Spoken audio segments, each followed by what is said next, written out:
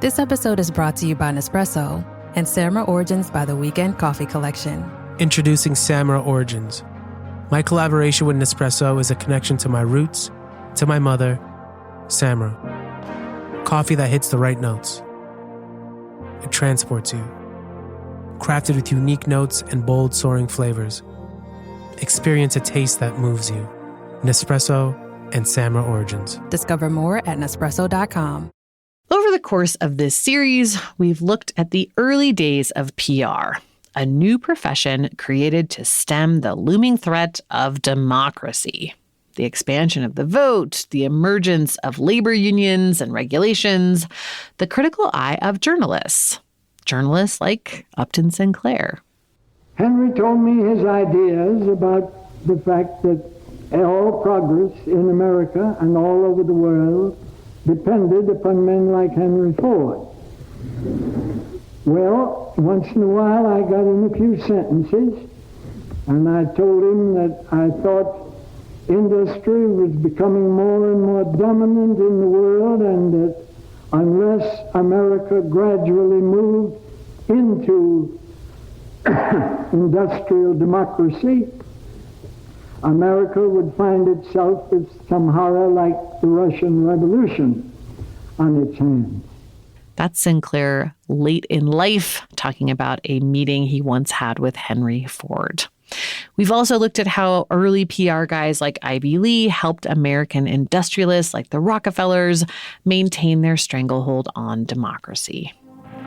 Mr. Rockefeller listened to me patiently, pleasantly, and calmly until I'd finished my eloquent presentation of why he should do what we recommended.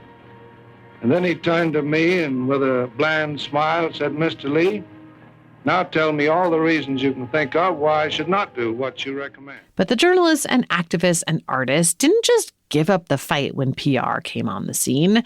This tug of war between industrialists and the public has continued throughout American history, with wave after wave of battles for the truth.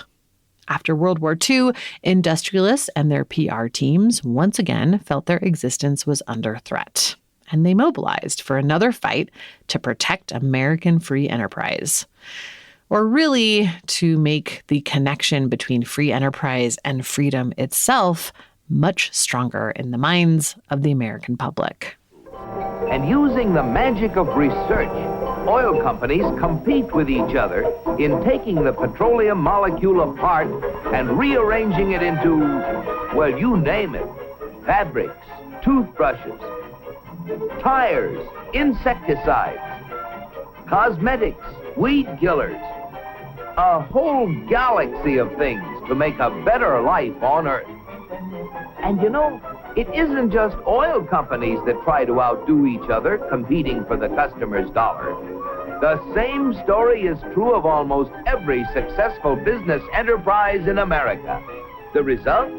A higher standard of living in the USA than in any other country on the whole planet. At last, the secret was mine. This is from a film strip commissioned by the American Petroleum Institute in the 1950s. It's animated and it kind of looks like something we'd eventually see in the Jetsons in the 60s and 70s. It's called Destination Earth, and it follows a group of Martians who apparently are communists as they discover the wonders of free market capitalism. This sort of thing was rampant during this period of time. The oil industry was not alone in putting out these kinds of films. It started almost as soon as World War II ended and rolled right into the Cold War. Although most other campaigns didn't lean so heavily into commie Martians. But wouldn't you know, our PR gents were the standard bearers and flag wavers for this new push to rebrand American industry too. And that's the story we'll be digging into today. Welcome back to Rigged, a podcast about the war for hearts and minds and identity right here on U.S. soil. I'm Amy Westervelt. Today's trick, educational propaganda.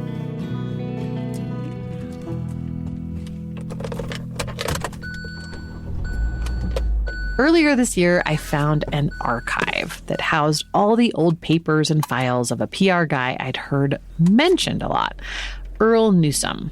He was more of a behind-the-scenes Ivy Lee or John W. Hill type, so there's not a lot out there on him or by him. But I'd seen his name mentioned by other PR people in this kind of awestruck way, like they all looked up to him. So I'd been trying to find out more about him, and I saw that all of his papers had been donated to the Wisconsin Historical Society. So off I went to Madison. Traveling 2,000 miles to poke around a PR guy's old dusty archives might not sound like your idea of a birthday trip, but it was for me. And I hit the mother lode that day in Madison.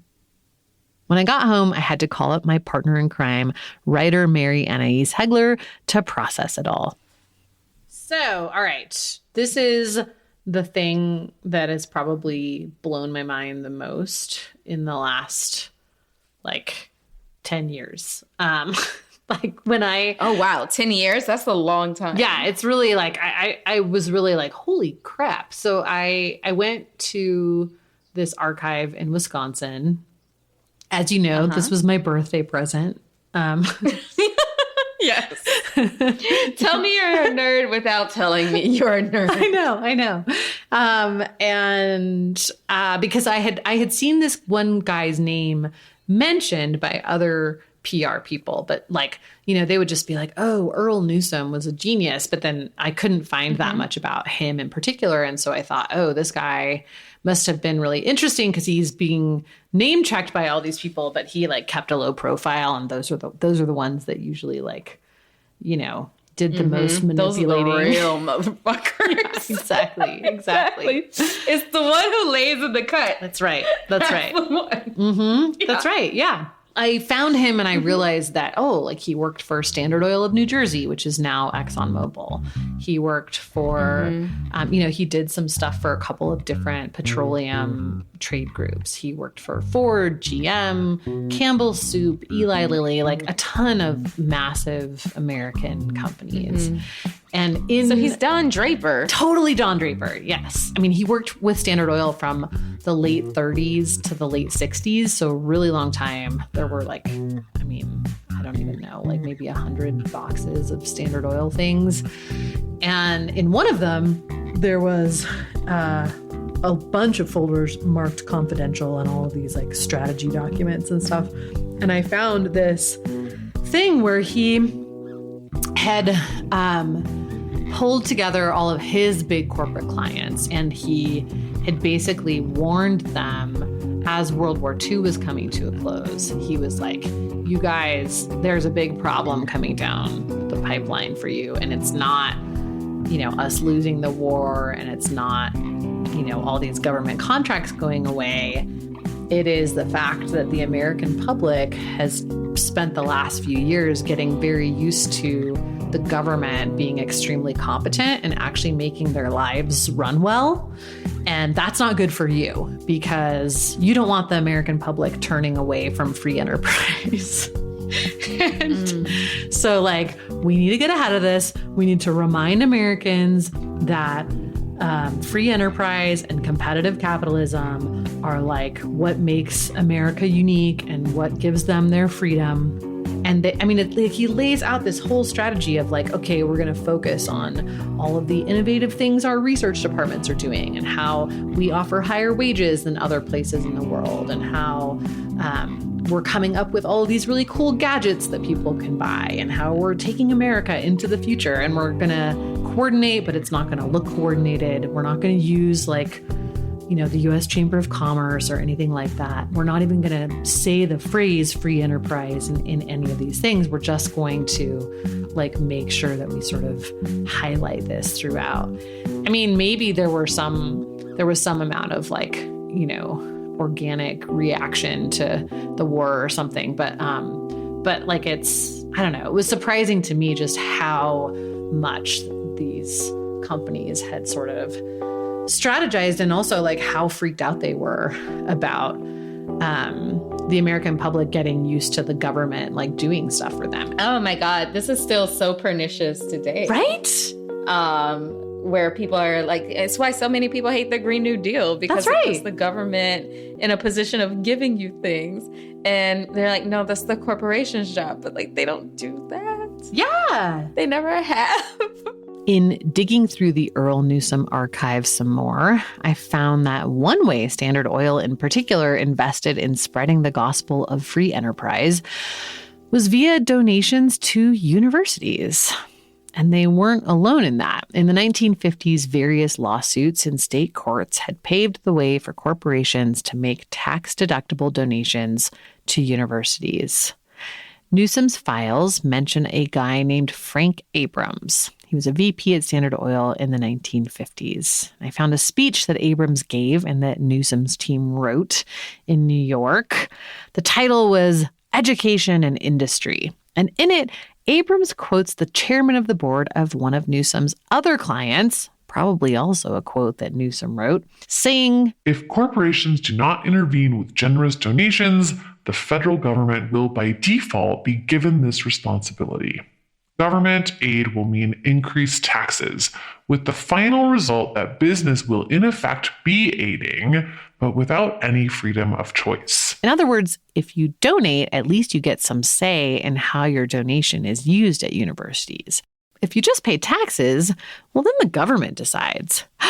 No, society as a whole will decide how it wants to be organized. They might make decisions that don't benefit your business. Can't have that. Abrams goes on to emphasize certain indirect benefits of corporations donating to universities. Education, more and better education, is needed if we are to maintain that most cherished of man's works, a free society. Later on, he really hits the free enterprise message. As an example, there is a tendency on the part of some people to call on the government to take over more and more functions and responsibilities borne previously by citizens, acting as individuals or in voluntary associations. In each case, the claim is that private or voluntary group initiative has failed, that the public can be better served by a new government bureau. My observation of political history, both here and abroad during 40 years with Standard Oil Company, provides evidence of how this thinking can develop even in a soil like ours, where the tradition of democracy and free enterprise is well developed. Each time government takes over a new function, the free society shrinks by that much. A step has been taken toward statism, a system holding great dangers for the general well-being of this country and, incidentally, for stockholders' investments in corporations. This is a problem with great dimension in my view, but I think finally we can rely on a prudent and mature people, that is, an educated people, to deal properly with it. Again, he's framing a healthy civil society supported by a functional government, that's something that happened during the World War, as a dangerous threat to freedom. Newsom had recommended various ad campaigns highlighting the benefits of free enterprise without ever using the words free enterprise, of course. Markets are people with incomes and demands.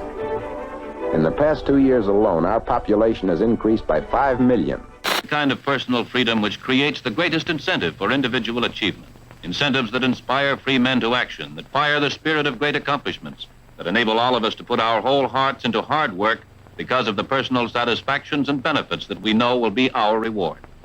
In America, our free, privately owned, competitive enterprise system never stops with rewards for just a few people. The freedom, the opportunities, the rewards for achievement have directly enabled all of us to live on a scale undreamed of in any other country of the world.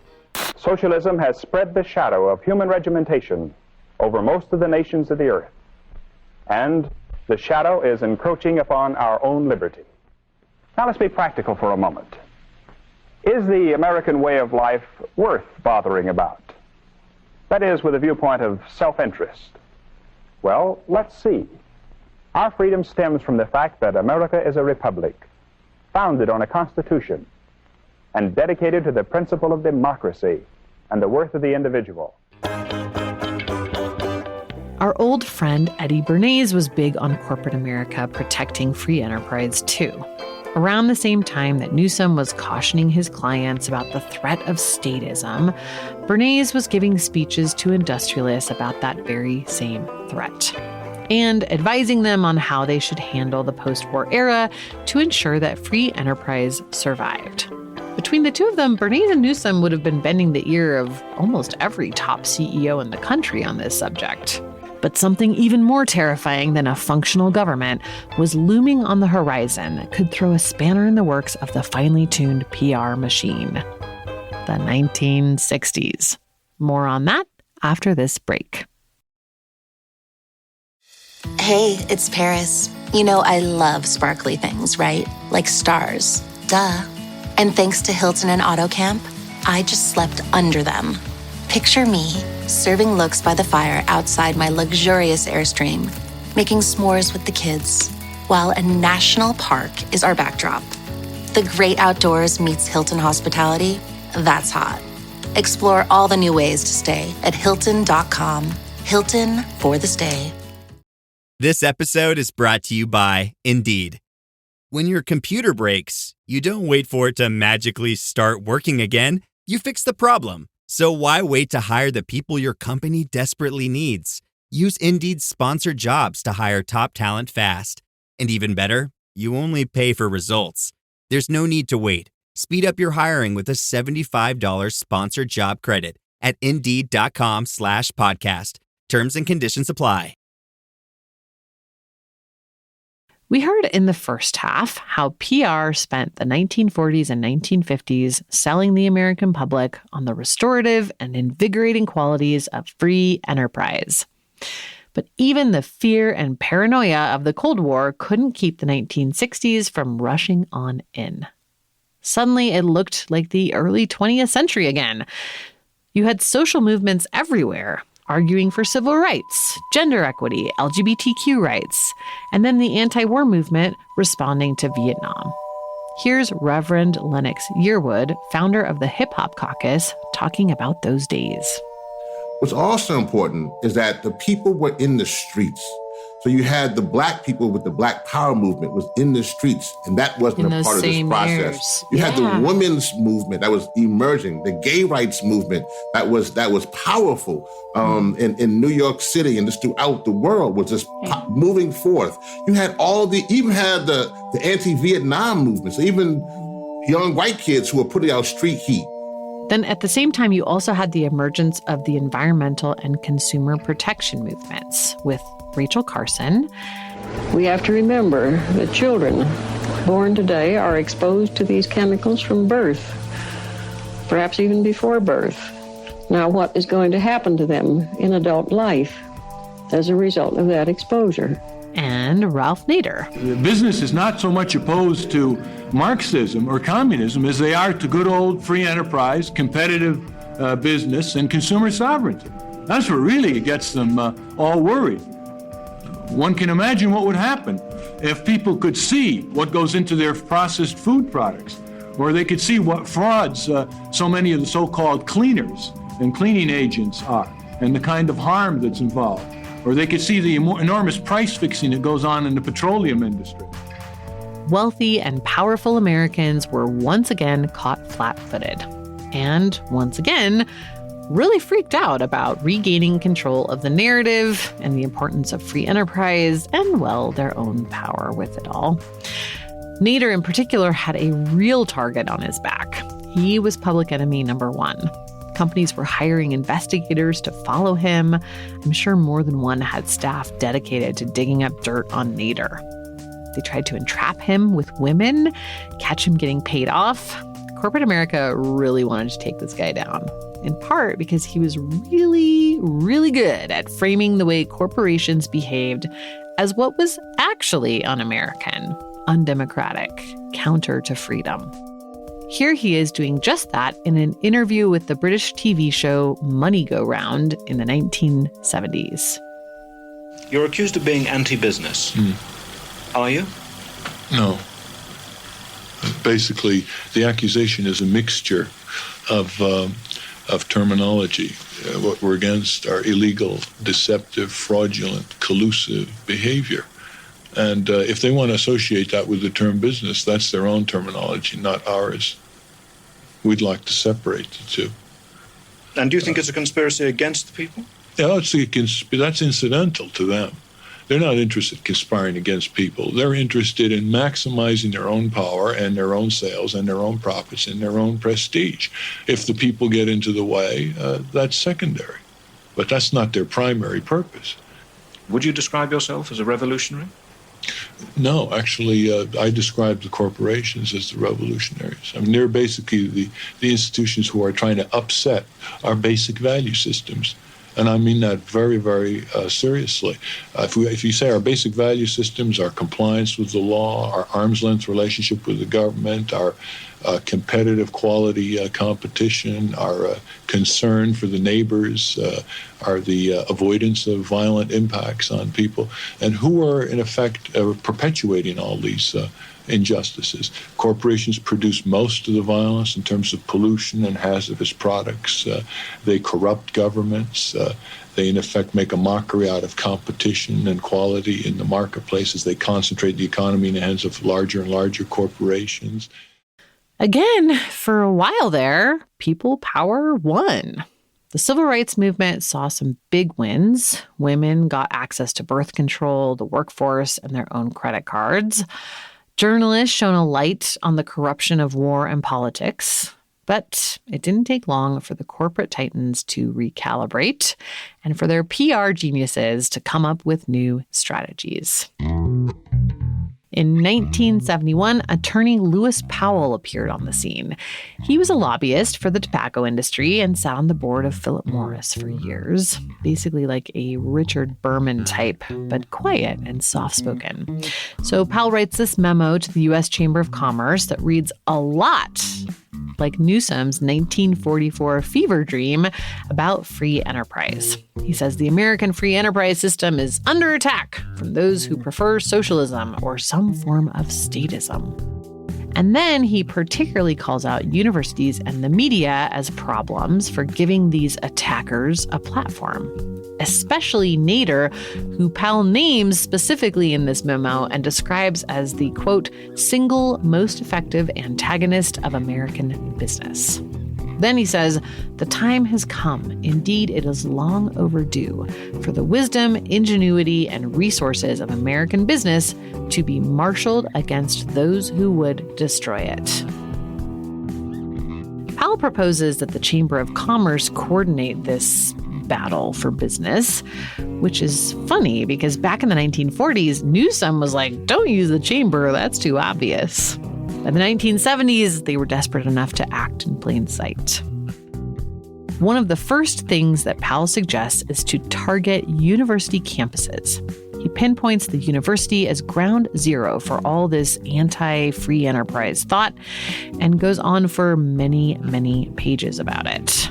He thinks the business community needs to get more pro-business faculty, speakers, and textbooks onto campuses for a start. He says wealthy businessmen should think about starting centers on university campuses focused on free enterprise. And he mentions the importance of getting into high schools with a pro-free enterprise message, too. Now, we've seen throughout this series how PR men have fought their propaganda battles in the press, on TV, and even in train carriages. But this marked a shift to target people a bit earlier. It moved the battleground to schools and universities. And now, look, I'm not saying that this one PR guy, Earl Newsom, or this one lobbyist, Lewis Powell, and his memo single-handedly changed the course of American society. But all of those things that Newsom suggested back in the 40s and what Powell is laying out in his memo, they all actually happened. There was a huge increase in corporate-funded curricula in high schools and universities. Here's one of my favorite examples, American Enterprise, a 5-part film series about the American economy, hosted by William Shatner and commissioned by Phillips Petroleum in the 1970s. It was used by high schools all over the country. When we needed petroleum, we had it. black gold in Pennsylvania and the Southwest. When we needed uranium for nuclear power, we had it. Our hills hold enough to last for centuries. The land has provided on a grand scale. Most of us are optimistic. We have faith in our manifest destiny. Our land has fed that faith. It gave us the strength to make good our independence.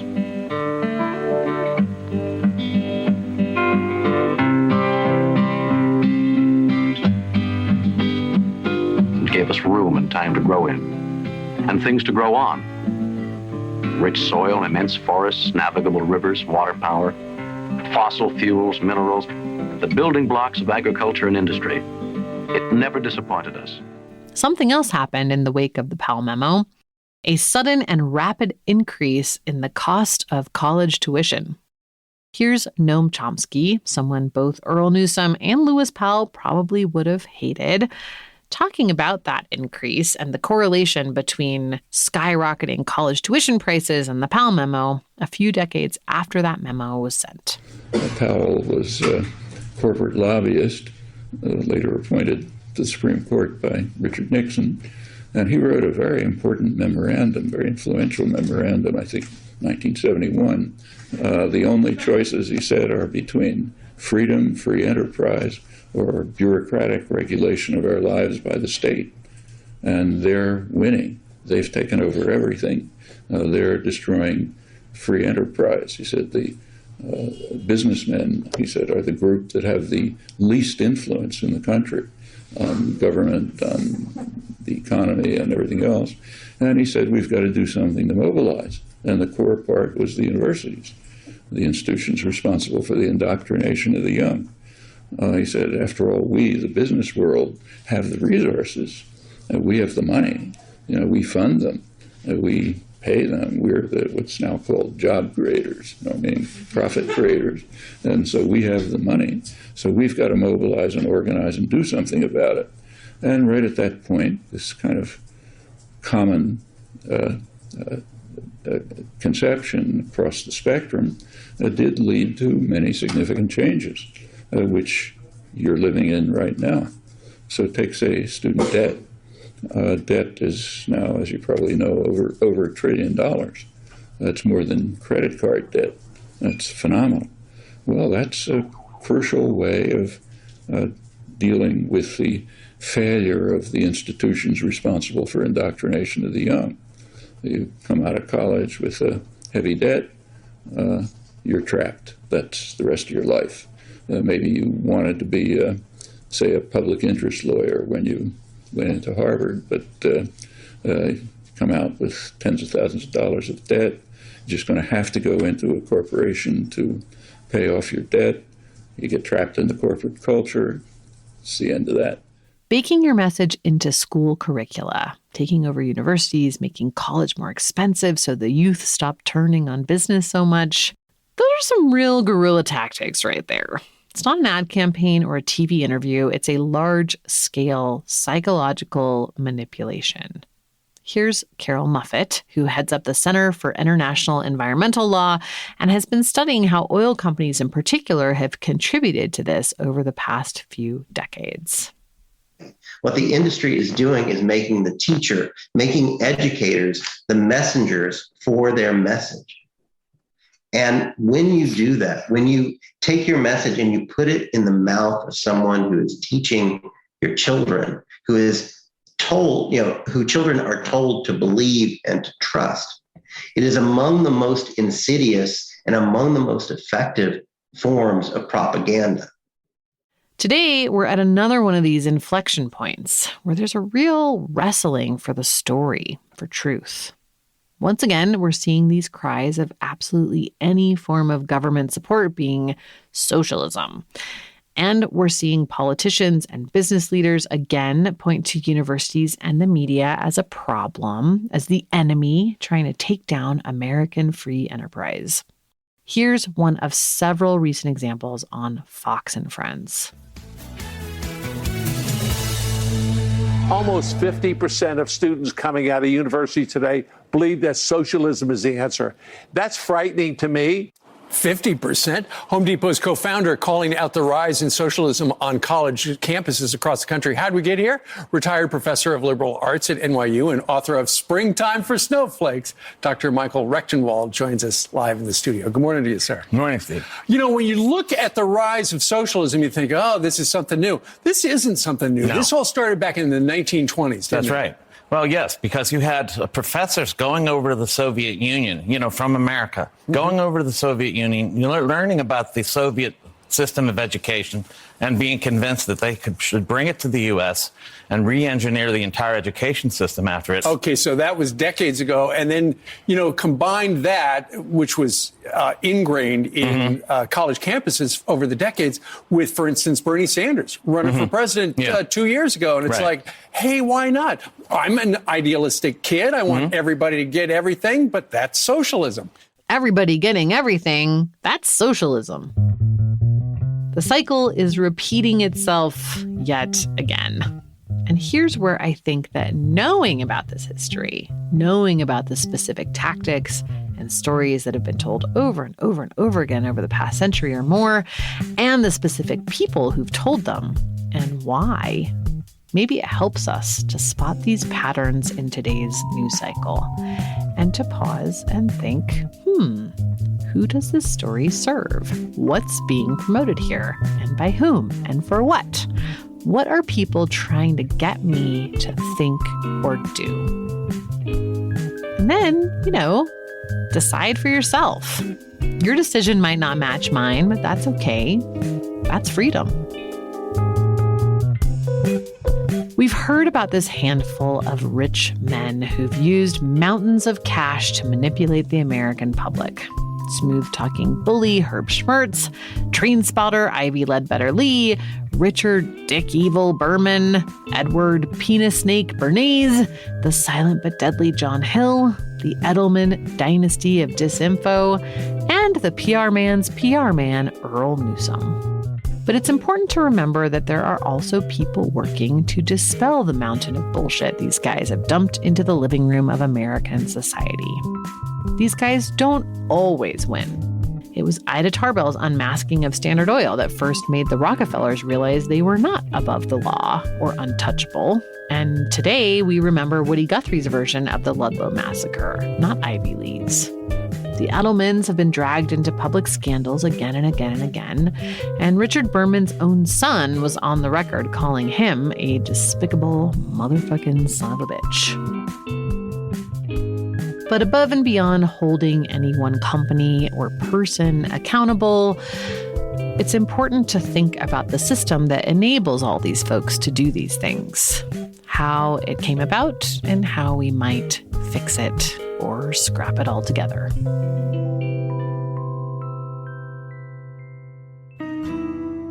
That's it for this episode and for this series. I hope you've enjoyed our little tour of the PR netherworld. For a whole lot more, please check out our online archive at rigged.media. If you've enjoyed the show, let us know. Ratings and reviews help us find new listeners and decide whether to make more episodes. You can also find me on Twitter at Amy Westervelt or drop me a line at amy@criticalfrequency.org. Rigged is an original Critical Frequency production. Our producer is Martin Zaltz Ostwick. He also scored this season. Artwork is by Matthew Fleming. Our fact checker is Ashley Braun. Our First Amendment attorney is James Wheaton of the First Amendment Project. Big thanks to Mary Anais Hegler, who you've heard throughout this series. You can get more of me and Mary on our podcast, Hot Take, which also has a newsletter. Archival tape in this episode is courtesy of the Library of Congress, the Wisconsin Historical Society, CBS News, and the Vanderbilt University TV Archive. The show is reported by me, Amy Westervelt. Thanks again for joining us.